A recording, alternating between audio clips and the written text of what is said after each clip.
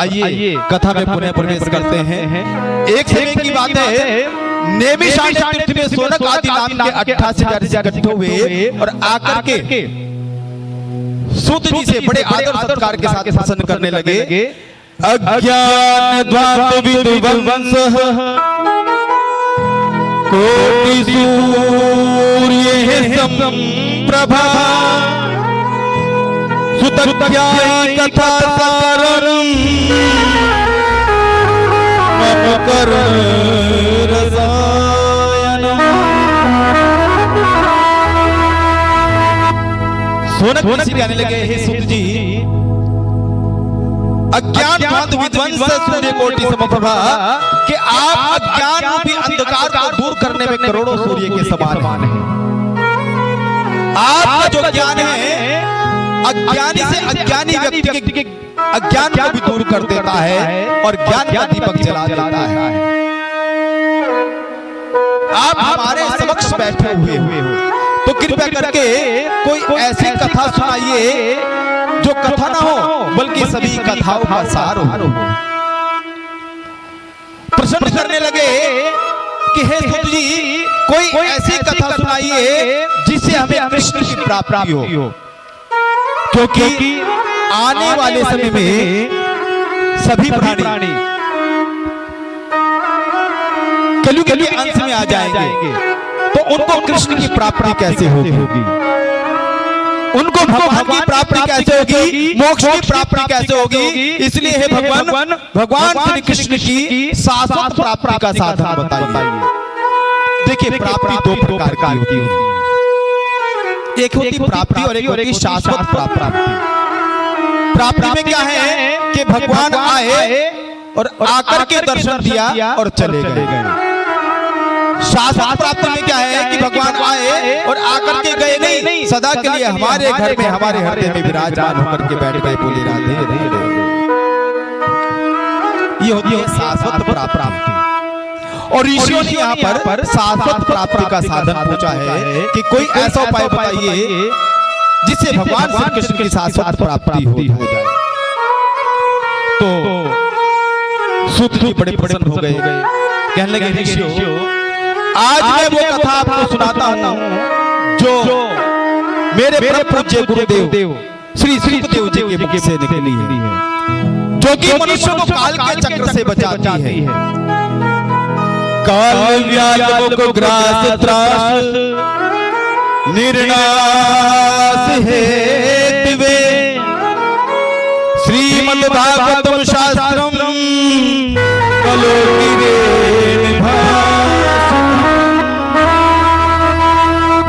जो कि मनुष्य को काल के चक्र से बचाती है।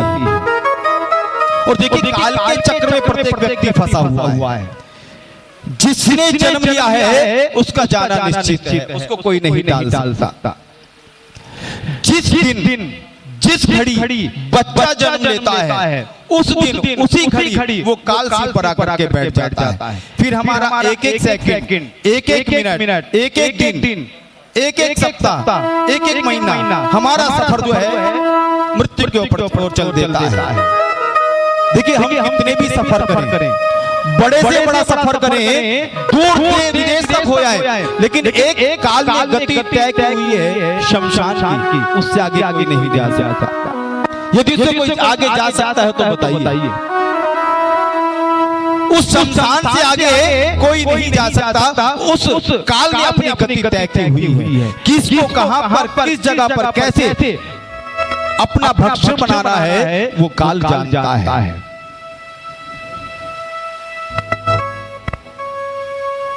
उसी काल की यात्राओं से बचने के लिए सुखदेव जी ने यह कथा राजा परीक्षित को सुनाई थी।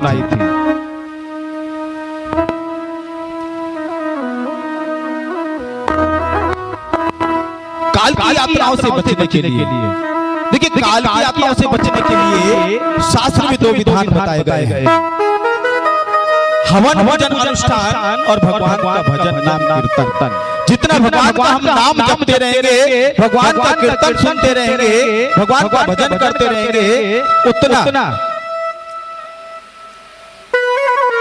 हमारे जितने भी पाप हैं वो दिन प्रतिदिन नष्ट होते रहे और हमारा मोक्ष का रास्ता खुलता रहेगा। इसलिए हमें हमेशा भजन करना चाहिए, हमेशा भगवान का ध्यान करते रहना चाहिए, हमेशा भगवान के चरणों में ध्यान लगाना चाहिए। जब समय मिले तब, ये नहीं कि इसके लिए कोई जोर जबरदस्ती हो, जब भी आपको समय मिल जाए तभी भगवान का नाम ले लेना चाहिए। और भगवान का नाम लेने के दो प्रकार हैं कि भगवान के साथ अपने पितरों का ध्यान अवश्य करें।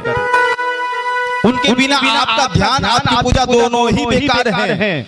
क्यों? जिसने जड़ को छोड़ दिया वो सूख जाता है। और हमारे पितर हमारी जड़ है जो कि हमें हरा भरा रखती है। इसलिए उनका सदैव पकड़ करके रखना चाहिए और सदैव भजन करते रहना चाहिए। शास्त्रों में कहा है कि यदि हमने अपना संबंध भगवान से जोड़ लिया तो जीवन बढ़ जाएगा। इसलिए यदि काल की आत्माओं से बचना है, मोक्ष की प्राप्ति करनी है, भगवान की प्राप्ति करनी है, तो अपना संबंध भगवान से जोड़ दीजिए, अपने चरणों में भगवान को बिठा लीजिए। और आइए कीर्तन के माध्यम से भगवान के चरणों में चलते हैं। श्याम सुंदर से जिसका संबंध है उसके घर में आनंद ही आनंद है। देखिए सबने ताली बजाते हुए, और इतना सरल भजन है कि आप सब गा सकते हैं। श्याम सुंदर से जिसका संबंध है उसके घर में आनंद ही आनंद है। और ये आनंद आपको भी आने वाला है।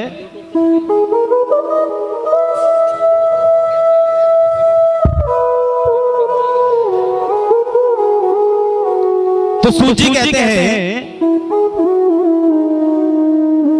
कि काल के मुख से बचाने के लिए ये कथा सुखदेव जी ने राजा परीक्षित को सुनाई थी। और ये कथा इतनी दिव्य है कि देवताओं को भी दुर्लभ है। क्यों दुर्लभ है? कि एक बार जब सुखदेव जी महाराज राजा परीक्षित को कथा सुनाने के लिए बैठे तो उसी समय आकाश मार्ग से देवता गण आए और आकर के सुखदेव जी से कहने लगे कि आप जो कथा राजा परीक्षित को सुनाने के लिए जा रहे हैं वो कथा आप हमें सुना दीजिए और इसके बदले अमृत कलश आप जो है राजा परीक्षित को दे दीजिए। लेकिन सुखदेव जी ने उनको भक्तिहीन जान करके कथा सुनाने से मना कर दिया। इसलिए कहते हैं कि कथा देवताओं को भी दुर्लभ है। कहते हैं कि जन्मांतरे भवेत् पुण्यम तदा भागवतम लभेत्। कहते हैं कि जब जन्मांतर के पुण्य उदय होते हैं तब भागवत कथा सुनने का लाभ मिलता है, तब भागवत कथा की प्राप्ति होती है। और जब भागवत सुनते सुनते राजा परीक्षित की मुक्ति हो गई तो देवताओं का बड़ा आश्चर्य हुआ। कहने लगा कि राजा परीक्षित की मुक्ति कैसे हो गई? सोच करके ब्रह्मा जी के पास गए तो ब्रह्मा जी ने सत्यलोक से तराजू मंगाई और तराजू को मंगा करके उन पर एक एक साधन रखा। जैसे वर्ग हो गए, उदापन हो गया, पूजा हो गया, हवन कथा हो गई, सब साधन रखे और एक पलड़े पर भागवत महापुराण को रखा।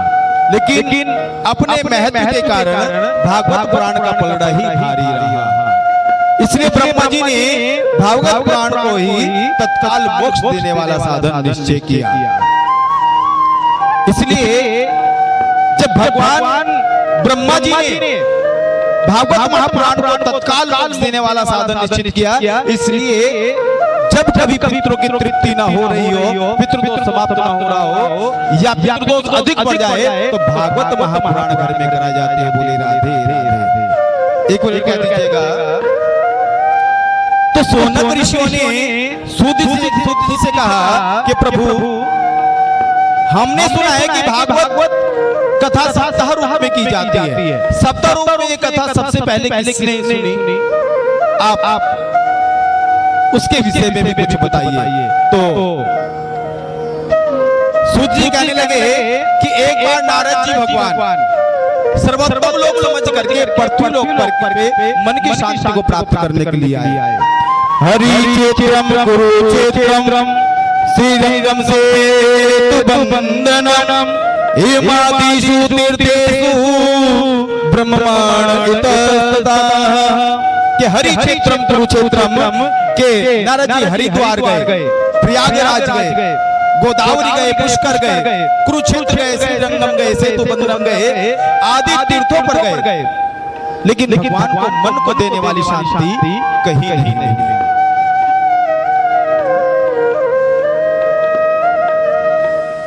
संतों की कुटियों में गए, वहां पर भी उनको मन की शांति प्राप्त नहीं हुई।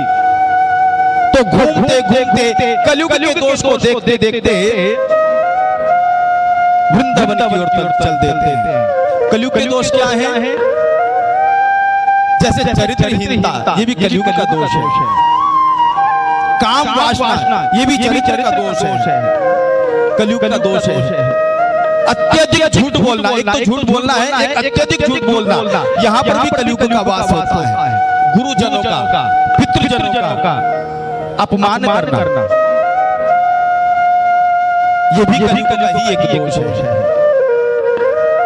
भ्रष्टाचार, और सबसे बड़ा दोष कलयुग का जो दिखाई देता है, जिससे मेरा मन तो बड़ा दुखी होता है, ये मेरी अपनी मन की पीड़ा है कि घर में यदि पता चल जाए कि बच्चा गर्भ में कन्या है, तो बहुत से लोग ऐसे हैं जो कि भ्रूण हत्या करा देते हैं और बच्चे को निकलवा देते हैं। क्यों? क्योंकि वो कन्या है। ये सबसे बड़ा कलयुग का दोष है, और ये इतना बड़ा दोष है कि एक जन्म से क्या सातों जन्म इसकी आपकी तृप्ति नहीं हो सकती, मुक्ति नहीं हो सकती। आप कितने अनुष्ठान करा लीजिए, कितनी भागवत करा लीजिए, कितना कुछ भी करा लीजिए, यदि आपने कन्या की हत्या की है घर में, तो उस दोष से आपको बचाने वाला कोई नहीं है। जो बच्चा संसार में नहीं आया, उसको आने से ही पहले ऊपर वापस पुनः भेज देना, ये बहुत बड़ा दोष है।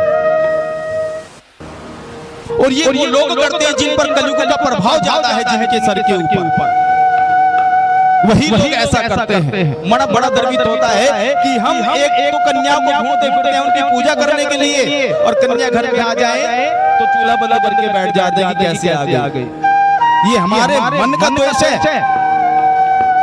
जबकि हमें खुशी मनानी चाहिए कि आज हमारे घर में लक्ष्मी आई है। जितना आप अपने बेटे लिए करते हैं, उससे एक गुना ऊपर उसके लिए आपको जो है उत्सव करना चाहिए।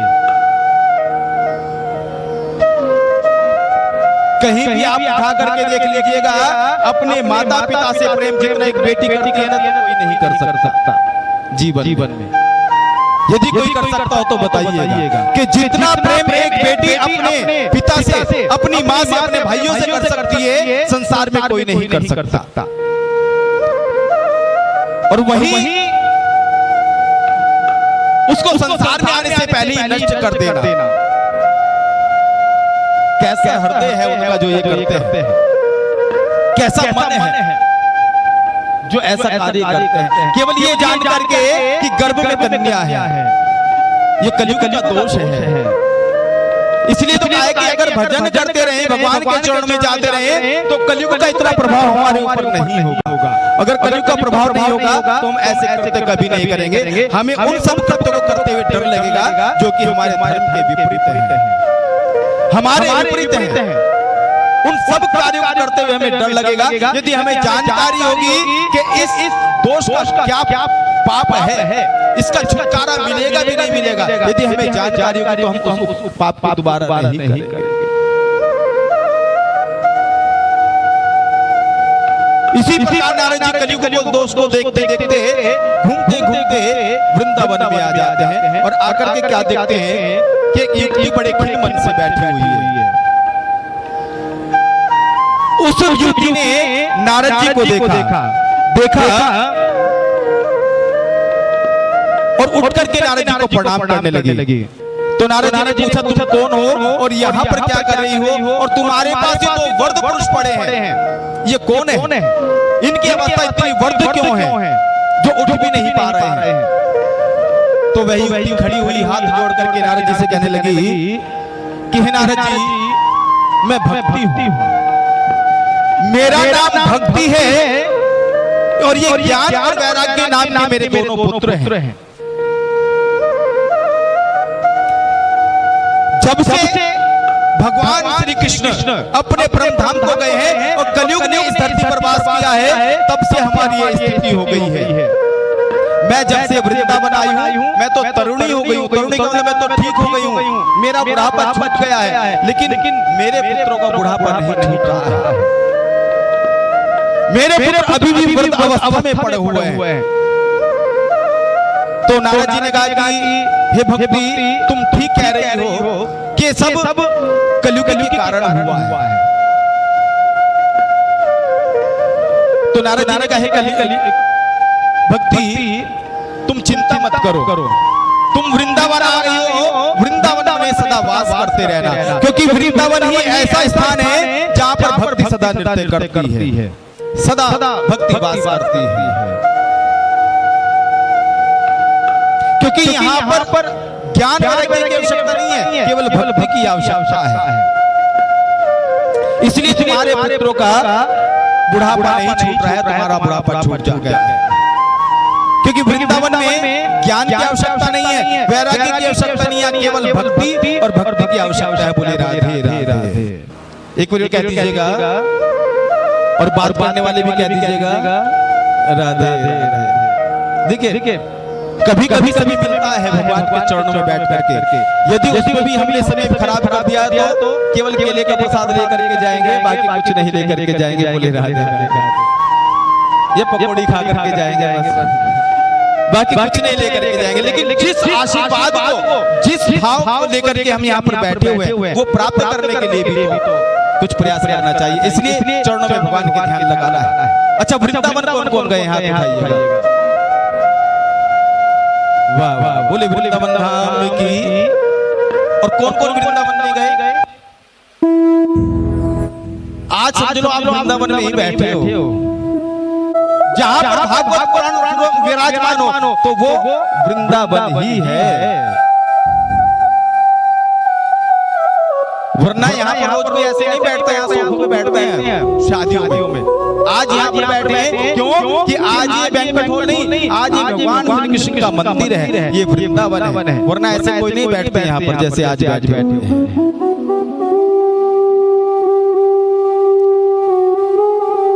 इसलिए नारद जी ने कहा कि भक्ति, तुम वृंदावन में सदा वास करना, क्योंकि वृंदावन ही तुम्हारे लिए सर्वोत्तम स्थान है। यहाँ पर भक्ति सदैव जीवित रहेगी, लेकिन यहाँ पर ज्ञान वैराग्य की आवश्यकता नहीं है।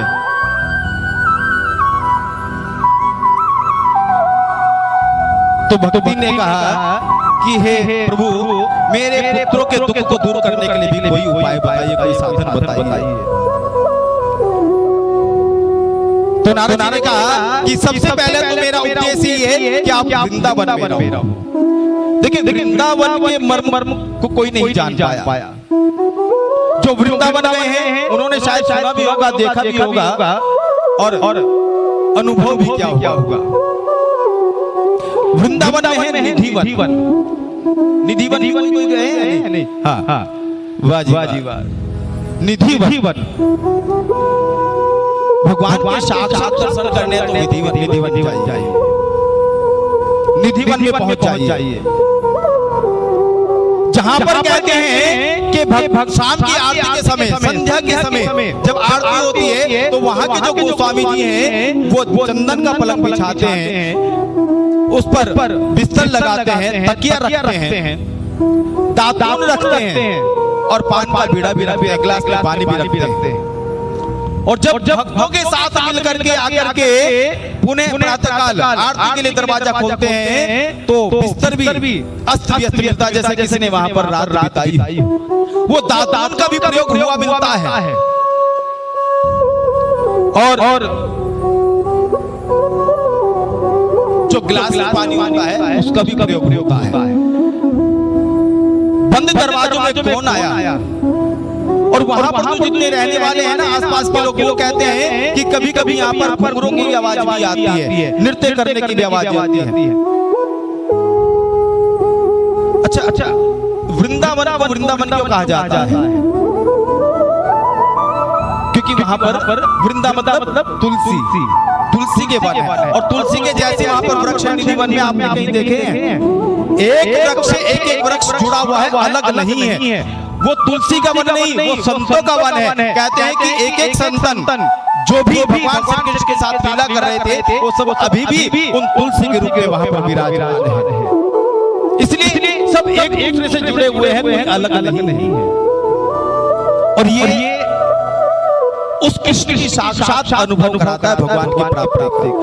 और एक चीज और, जब संध्या का समय होता है, वहां के गोस्वामी ताला लगाते हैं, तो वहां से सब चले जाते हैं, कोई नहीं रुकता। ये इंसान की बात है, इंसानों को आप मना कर सकते हैं, लेकिन बंदर वहां पर नहीं रुकते रात को, वो भी वहां से निकल जाते हैं। यहाँ तक कहा जाता है कि जितने भी चींटी हैं, कीड़े मकोड़े जो वहां पर घूमते रहते हैं, वो भी निधि वन से निकल करके बाहर आ जाते हैं रात्रि के समय। वो भी वहां पर नहीं रुकते। उनको कौन समझाने वाला है कि भाई आप यहाँ पे रुको मत रुको? बंदरों को कौन समझाने वाला है? लेकिन ये उस कृष्ण की महिमा है, उस कृष्ण का प्रताप है, जो कलयुग में भी अपने होने का साक्षात प्रमाण देता है।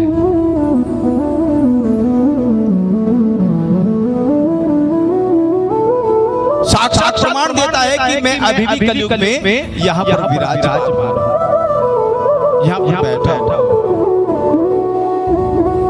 और देखो कुछ लोगों ने देखने का प्रयास किया, रात को रुकने का प्रयास किया चोरी छुपे, तो कुछ लोग गोविंदाय नमो नमः हो गए, खत्म ही हो गए, मर गए। और कुछ लोग अंधे हो गए, जिज्ञा ऐसी हो गई, किसी को बता नहीं पाते कि क्या हुआ है, माइंड डिस्टर्ब हो गए। आज तक वो नहीं बता पाए कि उन्होंने रात में क्या देखा। इन पापी आंखों से हम यदि भगवान के दर्शन कर लेंगे तो हम जीवित नहीं रह सकते। कैसे रह सकते? जिन ने भगवान के दर्शन किए हैं वो पृथ्वी पर नहीं है, और जो बचे हैं वो किसी को बताने लायक नहीं है कि उन्होंने निधि वन में क्या देखा है। यह है कृष्ण की महिमा। आइए वृंदावन चलते हैं तालियों के साथ हम भी, और उसके बाद